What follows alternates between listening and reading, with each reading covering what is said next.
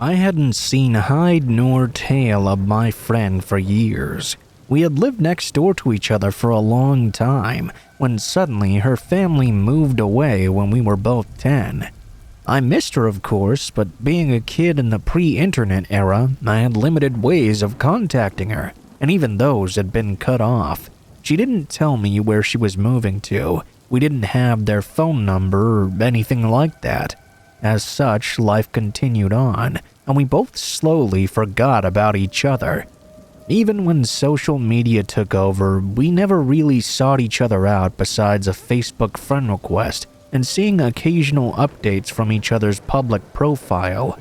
I entered and graduated high school and college. She went into the Navy and became an officer and got married. Still, we didn't talk personally. Even now, I still think of her from time to time, but it's not really breaking my heart that she's not in my life anymore. We just got pulled in different directions by time and circumstance, like any other set of friends might. For as many good memories as I have of playing with my friend at her house, though, there was one family member I'd been told by my parents to avoid at all costs. Her father, Reg. He was kind of quiet and smelled like cigarettes half the time. He seemed like an okay guy, but for some reason he'd always given my parents a bad feeling. They told me to be polite to him, of course, but to make sure I wasn't left alone with him for any length of time, especially during sleepovers with my friend. I made sure I never was, right all the way up till my friend moved away. Not only did I forget my friend though, I also forgot my parents' warning. This came to a head in my junior year of high school. I was part of a summer program called Upward Bound, dedicated to helping low-income high school students prepare for college. They had these yearly reunions during the school year. These reunions generally included seeing a play together and going to eat at a Chinese buffet restaurant. We were all driven by school bus, an easy way to transport 30 or so kids across multiple towns.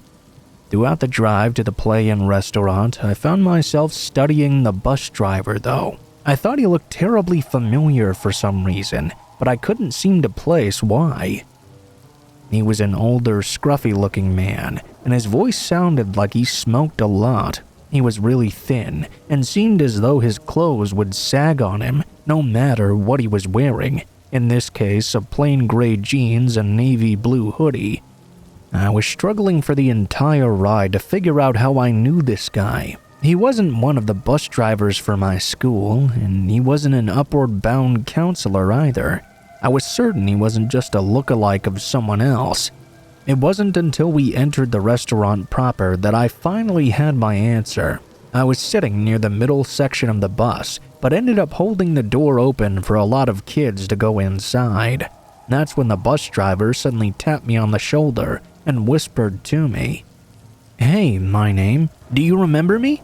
As soon as he said my name, all these memories came flooding back, mostly of him being a distant, imposing figure in my life that lived next door. It was my old friend's father. He looked very different from the last time I had seen him, but as soon as I heard his voice, there was no mistaking it. I immediately felt a wave of apprehension form across my gut, remembering my parents' warning. Surely that was just because I was a little kid though back then, and they didn't know him as well as they did my friend's mom. Surely it would be alright now that I was nearly an adult and in a public place, right? Wrong. We exchanged some small talk about how I'd been doing in school and entered the restaurant. It turned out he hadn't been in my friend's life since she'd moved away and had no idea how she was doing. I was sad about that, but I decided that was fine. When I made a move to sit down with some friends from the UB group though, he barged in to sit down next to me. I thought this was kind of odd, but maybe he wanted to sit with me and ask if I knew anything about his daughter. I shrugged it off. That was a big mistake though. He sat so close to me that I had no room for my elbows to move and eat. I was slowly getting uncomfortable with the cigarette smell lingering on his breath. A couple of counselors looked worried as well. but he dismissed them by explaining I was friends with his daughter. That was technically true, but this situation was turning into something quite different from just catching up. His hand suddenly rubbed my thigh, and I froze. Time seemed to stand still, and the table seemed to stretch. All of a sudden, the counselors across from me seemed so far away. I stood up and excused myself to the bathroom. He looked up at me, and his eyes said not to say anything or else. One of my friends, Audrey, followed me in though, and fighting back tears, I explained the situation. She discreetly went to get a counselor, and he was kicked out not only from the restaurant but the whole event. I felt terrible for getting everyone stranded there, but they reassured me I did nothing wrong, and we waited for a new driver. Everything went smoothly after that. Since every counselor there was a mandated reporter, and I was still a minor, they did have to file a police report. Unfortunately, he was nowhere to be found when they tried to question him. The address they had for him was either an old one or a fake one. Reportedly, he lived alone, so there was no one who could tell them his real whereabouts. I have no idea where he is now, and honestly, I don't care. It could have been much worse, and I'm lucky it didn't go beyond what he actually did. It did teach me, though, that you can't just blindly trust people, no matter who they're related to or how long it's been since you'd last seen them. Be careful out there, everyone, especially those of you underage.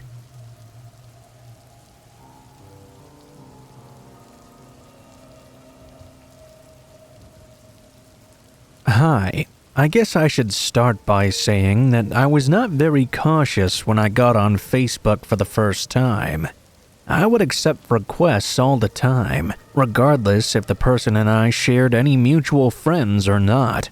Most of the time, they were random strangers who lived states or even countries away. I figured, what could it hurt if I added them? Well, one night I got a Facebook message from someone named Dale. I checked his profile and it said he was 18, from Iowa, and was pretty cute. He had short blonde hair and blue eyes. I thought that since I was 17 and would be turning 18 in a few months, it was alright if I talked to him.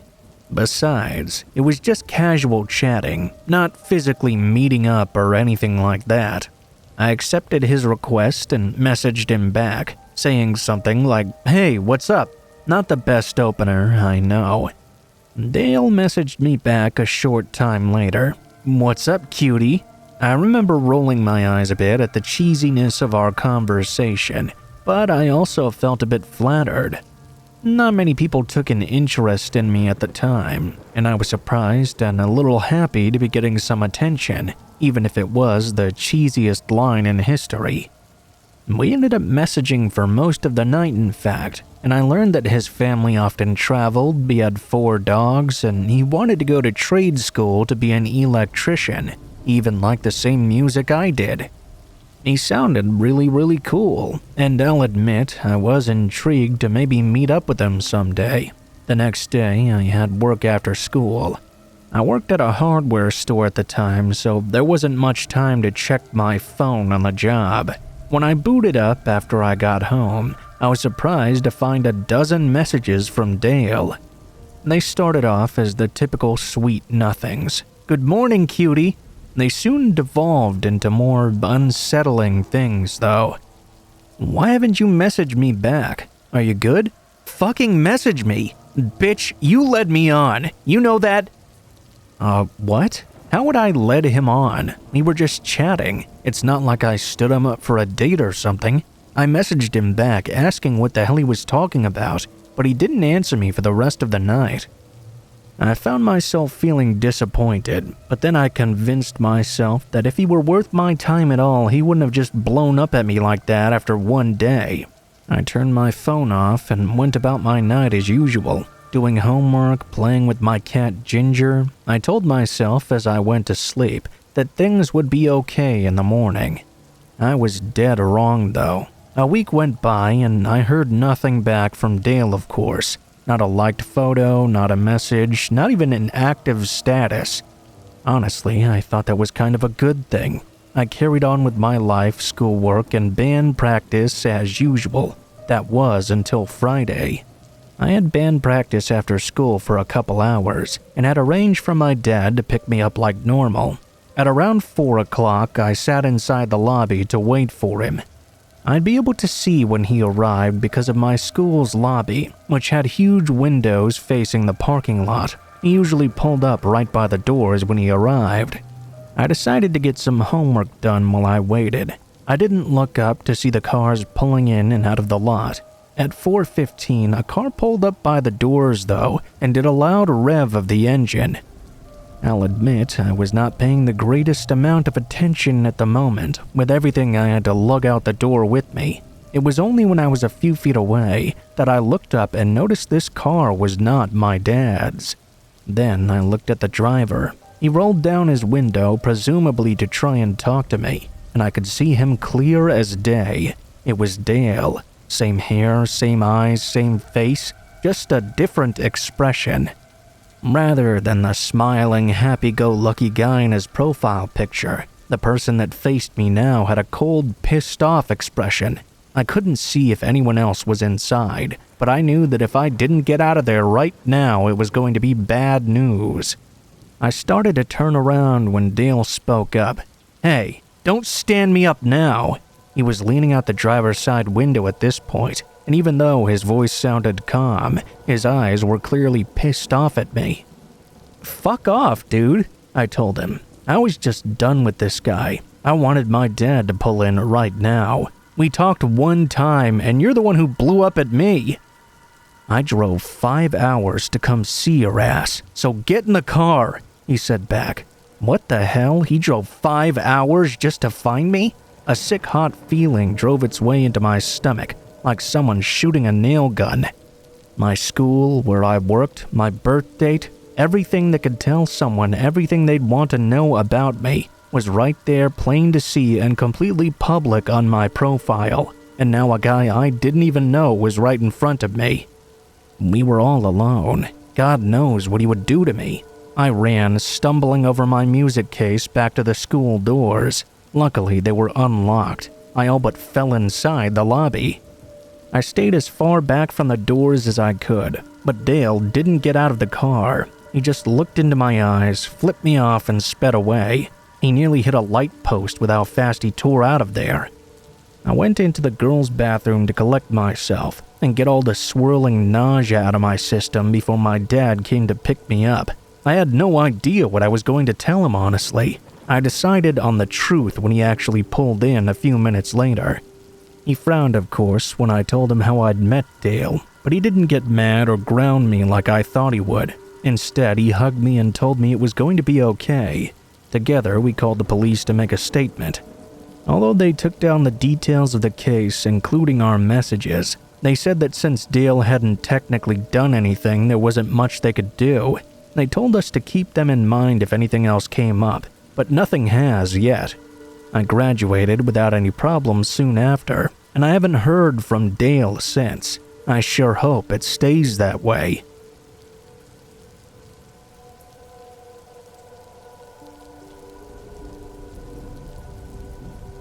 I was traveling for business, as I have to do fairly often. I usually stay in the same hotel every time. It's a great little perfect place for me. Anyway, I had to run a few errands before checking in, so I arrived a little bit later than normal. It was really raining hard, hammering down upon me. I got soaked all the way through as I ran from my car to the lobby. I hadn't brought an umbrella with me. I was glad I'd already grabbed dinner and didn't have to go out again. I went straight up to the room and filled the tub up and had a nice warm bath. I jumped into bed trying to get some rest. The thunder and lightning was so loud though that I couldn't get any sleep at all. I rolled back and forth in my bed when suddenly something caught the corner of my eye. I thought I could see a shadow at the window. I wanted to get up and check if something was there, but I found that I couldn't move suddenly. It was like a bout of sleep paralysis. Whenever the lightning flashed, I saw that shadow at the window. I couldn't speak or move at all. All I could do was stare in horror. With another crack of lightning, though, suddenly the shadow was gone this time, and I felt like I was able to move again. I walked over to the window to check, and there didn't seem to be any signs someone was there. The lightning had also stopped soon after. There was not really any moonlight, so I couldn't see the outside very well. I got back into bed and went right to sleep. I mean, what else could I have done? The next morning at breakfast, though, I spoke to a hotel employee and told him about that weird thing that happened the night before. I told him there was some figure in the window, a shadow, a silhouette, whatever this thing was seemed to be peering in at me. The employee asked me what room I was staying at, and when I told him, he said that my story couldn't possibly be true. I asked him what he meant. He said there was no corridor in that area with the window. If someone was out there looking in, they must have been 10 foot tall or using a ladder or something. I was dumbstruck and a bit annoyed at his kind of cocky answer. He even offered to prove it to me, so off we went to look at the outside area. Sure enough, there was no footing to look in. Yeah, we used to have some stairs there, but they collapsed a while ago. We had to board it up for the public safety. I was so confused. I was a bit shaken up by it. He also said no one else had experienced anything like that in that room or any shadows peering in at them while they slept.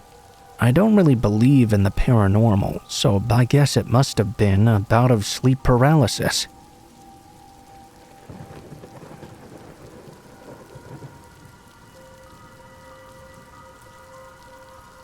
I had just gotten out of work at 11 p.m. and was heading back to my home.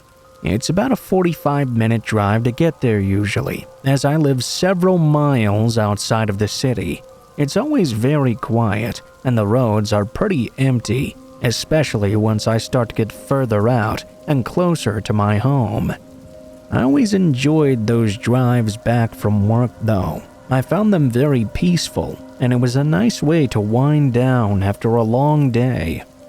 I was about 20 minutes away from home, and had just turned down a long side road that pretty much led directly to my house. This was my usual route home that I'd been taking for years on end now. I'd never had anything happen before.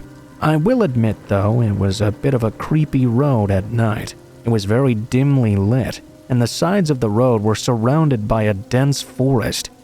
That wasn't even mentioning it would often get very foggy during the later hours of the night, making things only visible from a few feet ahead. Again though, barely anyone was on this road at night. There were no turns or anything, so visibility wasn't really too much of an issue usually. A couple of minutes down the road though, I could see something in the fog. A small, repeatedly blinking light it seemed. I couldn't really tell how far ahead it was or even which side of the road it was on. I slowed down significantly as I started to get closer to this light. As I approached though, it turned off completely. I was maybe going 15 to 20 miles an hour when out of the fog a small car pulled out from the side of the road and stopped directly in front of me. I tried to hit the brakes, but it was already too close. My car tapped the back of theirs. I was kind of in shock at first as to how suddenly it all happened, but I noticed that neither of our cars had really taken that much damage. Not really knowing what to do, I opened my door and stood beside my car, waiting for them to get out so we could exchange information. I could see them moving around in the front seat, but I couldn't tell what they were really doing. As I stood there and I looked at this car, I noticed how old and worn down it seemed. I also noticed that the headlights were all turned off. Eventually, a man got out of the car very slowly and began to make his way over to me. From what I could see, he looked like a middle-aged man and was a fairly large guy. I decided to start off the conversation and asked him if everything was all right. "Hey, you okay? You pulled out of there pretty quickly." He was acting a little bit strange, looking all around us and never making eye contact with me. After a couple of moments, he finally replied, "Yeah, sorry." I wasn't really sure how to respond. He was starting to really make me uncomfortable, and I didn't want to be out on an empty road alone with this guy. I told him there was no real damage to either car, so I was just going to get back on the road and head home. As I began reaching for my car door, though, he told me to wait. He said he wanted to check his car out for damages before I left. I said okay and stood a bit closer to my own car as he looked at his back bumper. Then he started to walk around the entire thing, pretending to inspect it for damage. This was really weird because I'd only tapped his back bumper. As he started to make his way to the passenger side, I saw a large figure get up in the back seat and start moving towards the door. I immediately jumped back in my car and locked it as a man jumped out of the back, and both of them began waving their hands at me and telling me to stop. I was panicking at this point. I put my car in drive and went around them down the road.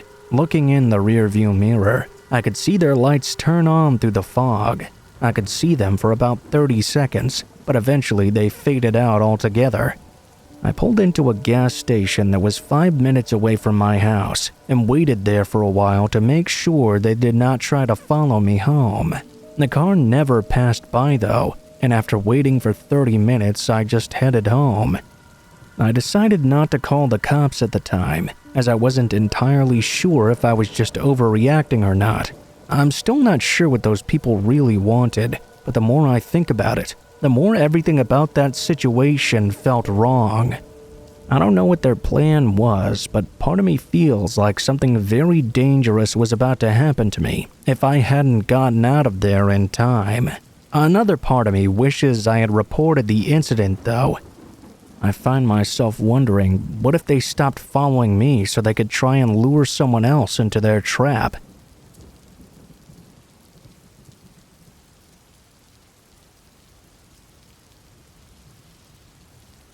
Here's a little background before I start. I'm an 18-year-old female college freshman in Culver City. This happened about 3 months ago, during the summer. I remember it happening on a Wednesday afternoon. At the time, I had just finished high school, so I felt it was time for me to relax a bit before I was shipped off to college. I lived in a neighborhood where a lot of drug dealers and gang-related activity happens. So as you might imagine, it could get pretty rough sometimes. It was daytime, and I was just getting ready to walk to the pool from the park about a couple of blocks away from my house. In order to get to this park, you would need to hike up the hill by Vermont and 25th. Then, next to a car wash, there's the pool by the park. Anyway, I got my swimsuit and walked towards the pool, when all of a sudden I noticed this guy. He looked to be in his 30s. He had greasy black hair and wore a white dirty shirt with some jeans. He was standing next to a bench, watching the children playing in the pool. He was just staring at them. What creeped me out though was when he looked up. He stared right at me. I walked faster and went inside. I began my routine. The whole time as I swam in the pool though, I could tell he had never stopped looking at me. Keep in mind, I was wearing a one-piece swimsuit, so it made me feel extremely uncomfortable. He just kept looking at me. Not even for a single second did he look away. He didn't blink either. He had this look on his face I'd never seen on anyone before. To be honest, I was getting a little bit scared. After a few hours of swimming around with others around me, it was time for me to leave. I was ready to go anyway by now. I got out of the pool and went to go grab my stuff when I noticed he was still there and he was still watching me. This time he had his hand on his crotch though. I felt both disgusted and disturbed. I grabbed up my stuff and packed it up as quickly as I could. Then I ran back home. That's not where the story ends though. The guy never went away. To this day, that creepy guy still hangs out at that very same pool, watching the kids, and whenever I show up there, he watches me the entire time. I don't know what to do. I guess people have tried to inform the authorities, but since he hasn't technically done anything or interacted with anyone, there's not really anything they can do. I feel like I'm too afraid to confront anyone about this.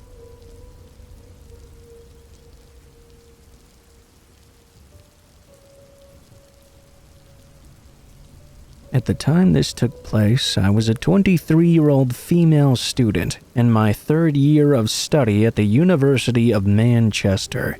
It was Valentine's weekend of 2016, and just after 6 p.m. on Friday the 12th. I was on my way back home following a long day at uni. It had just started to get dark as I left campus, and after catching the tram all the way down, it was almost pitch black outside. I made a quick stop at the corner shop to pick up some wine for me and my flatmate. I turned off the main road in the direction of my building. It was no more than a few minutes away from home now, when I suddenly spotted someone in front of me. It was just some guy in a waterproof jacket with his hood up, which wasn't really that unusual. It was a bit cold out and it was slightly drizzling at the time. I just kept on walking towards him, feeling only the usual amount of awkwardness when you're about to pass by a stranger on a narrow stretch of pavement. We passed each other by without incident, just as I had expected. I couldn't have made it more than a few feet down the street though, when I heard the man say something which had clearly been directed at me. I hadn't quite caught exactly what he'd said though. It was loud enough for me to hear that he'd turned around to say it though, to me in particular. Out of sheer politeness, I turned around. "I'm sorry? I didn't quite catch that." I didn't know if he was drunk or something, but he repeated himself. I was no closer to understanding him, however. What I did understand, though, is that the way he was looking at me made me feel very uncomfortable, horrible even. I gave him a sort of nothing apology, then kept on walking at a much faster pace. It sounds crazy to type this looking back on it, but when I'd first heard him walking behind me and following me up the street, I wasn't really that scared. I was more angry, really. Maybe if I just kept on walking and ignored him, things would have been completely different, but I gave in to my anger. I turned around in place and very sternly told the man to stop following me. In my experience, most men who act out of line like that just need a good telling off. Generally speaking, if you tell someone X or Y behavior isn't very attractive, they'll at least make some small effort to correct it. Then though, some people are very different. I'm not trying to be rude here either. I know this goes for all types of people, whatever they identify as. But sometimes you just meet a person who just isn't. And by that, I mean they look like a person, walk, talk, and act like a person, but they're not. There's something different about them. When I turned around and sternly told him to stop following me or I'd call the police, I don't quite know what I expected him to do.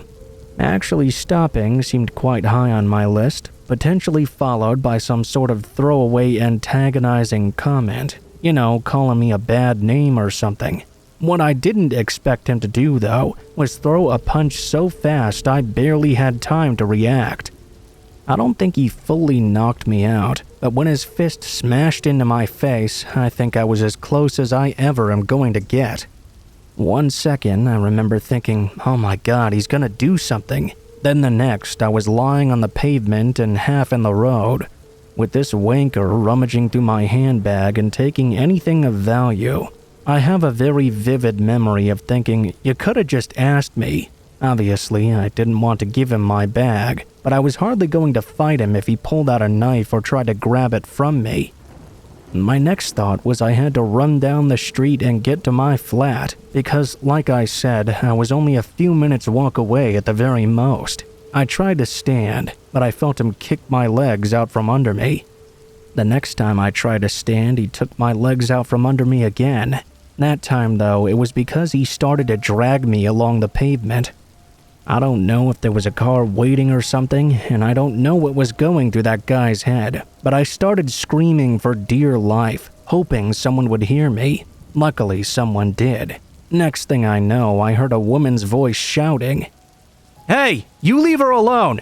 I looked up to see that a burglar light had switched on, and standing in the pathway to her home was a woman holding a phone to her ear, probably just having called 999. I remember looking up to see the panic on the man's face, and in his moment of hesitation, I scrambled to my feet and ran down the woman's front path and right into her house before she slammed the door closed behind us.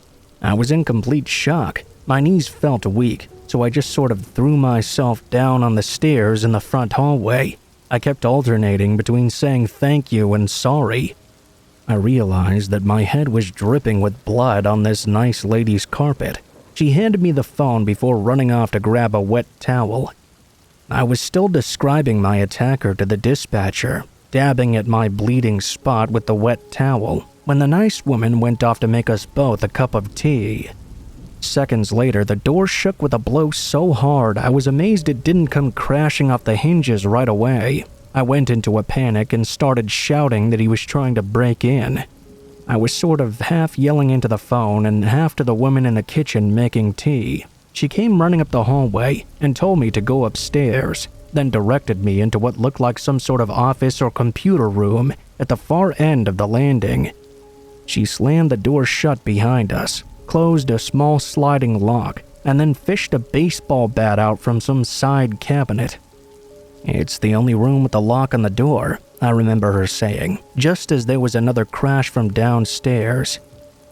"My husband installed it to keep me out while he's working. I'm quite glad he did."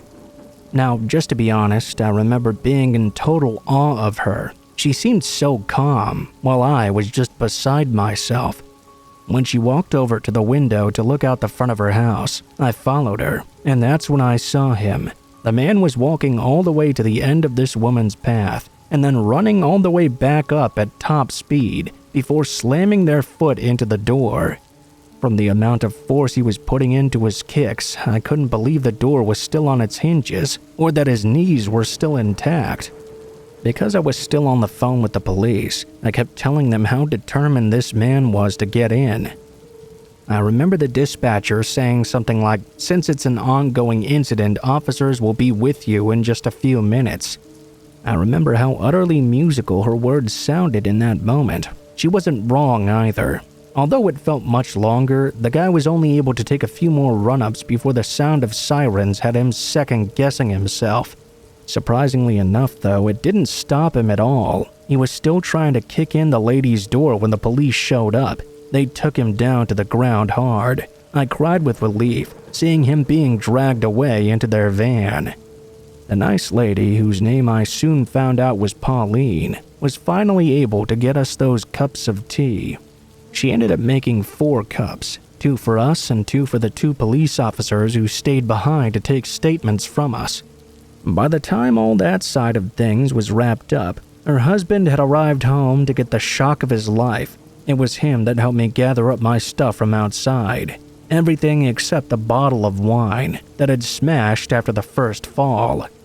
After he was nice enough to help me get my things together, he also gave me a ride home.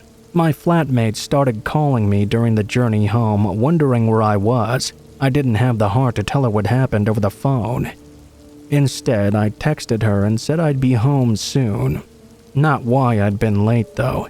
Luckily for me, she'd bought a second one already, and was only too happy to run out to buy a replacement when she heard what happened to me. It makes me feel quite emotional to think about just how lucky I was on a number of levels that night. Lucky the punch didn't break my nose or do any permanent damage when I fell. Lucky Pauline was there to rescue me. Lucky that door didn't cave in. I know mine probably would have. With that feeling of fortuitousness, though, comes another much darker kind of feeling. Guilt. I felt guilty I managed to escape that situation when so many others wouldn't get that chance. I sometimes think about what might have happened if Pauline hadn't interfered. It drives me to tears. I donate to a charity called the Survivors Trust. I know it's only a few quid a month, but it's doing my part. Me trying to make a difference. Me trying to make a difference for all the women and girls who didn't have someone to help them like I did. I still keep in touch with Pauline and her husband. and we swap birthday cards and Christmas cards every year. I also send them a little wedding anniversary gift around that date in September too.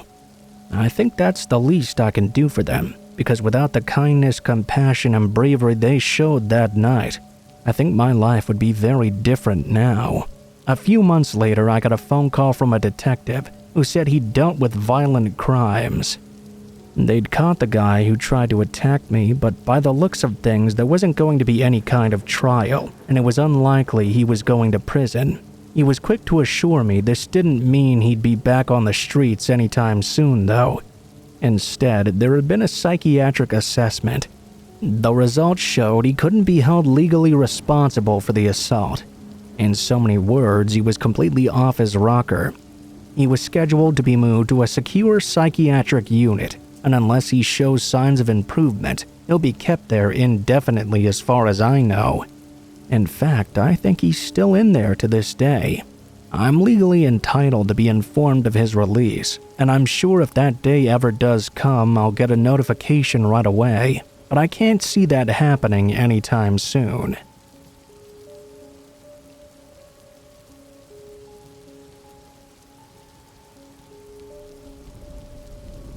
This happened when 4 friends and I were camping one night.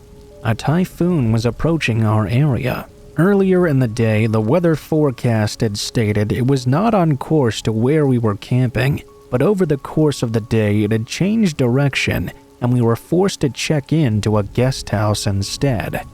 The rain itself wouldn't have been too much of a problem, but our tents would surely not be able to withstand the strength of typhoon winds. We found a guest house building that was beautiful nearby, and we were welcomed in by the cheerful owners.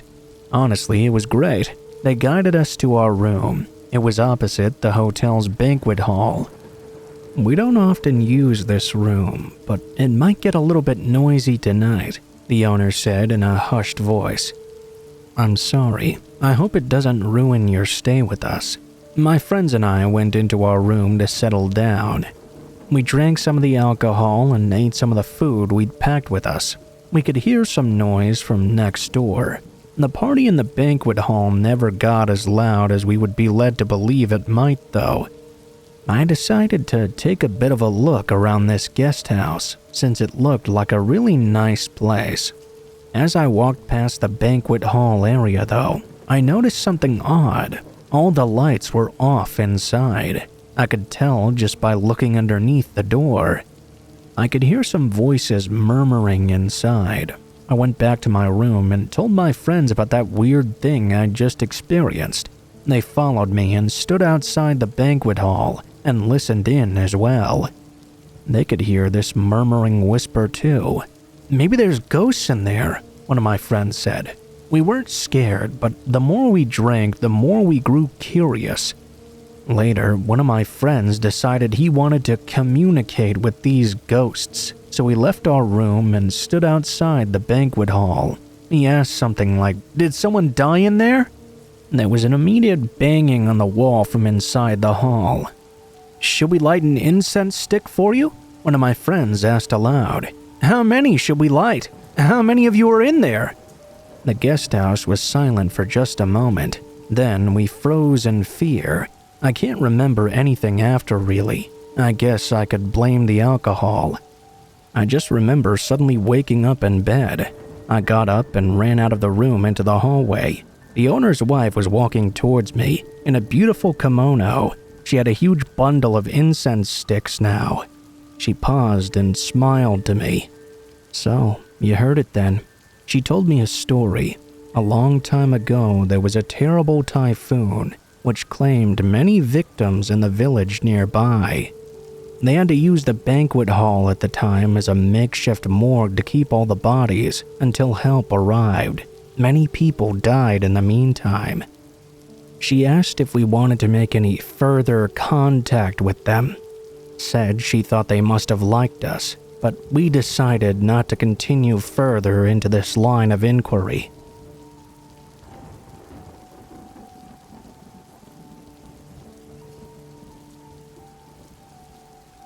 I remember back when I was in university, I liked to watch zombie movies a lot back then.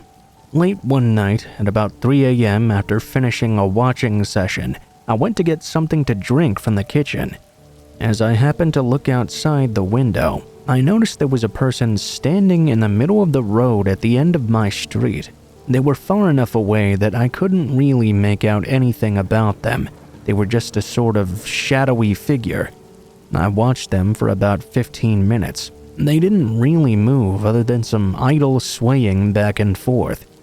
I decided it must not be that big a deal. My imagination was getting the best of me. I decided to go watch another movie. After that movie, I went to the kitchen window again, and sure enough, the figure was still there. This time, though, a car drove by while I was watching, and I watched as the figure began to run after it, then stopped after whoever it was had already driven away. I went to sleep, but whoever that was outside was gone when I woke up. It really creeped me out, though, enough that I still remember that weird zombie man 10 years later.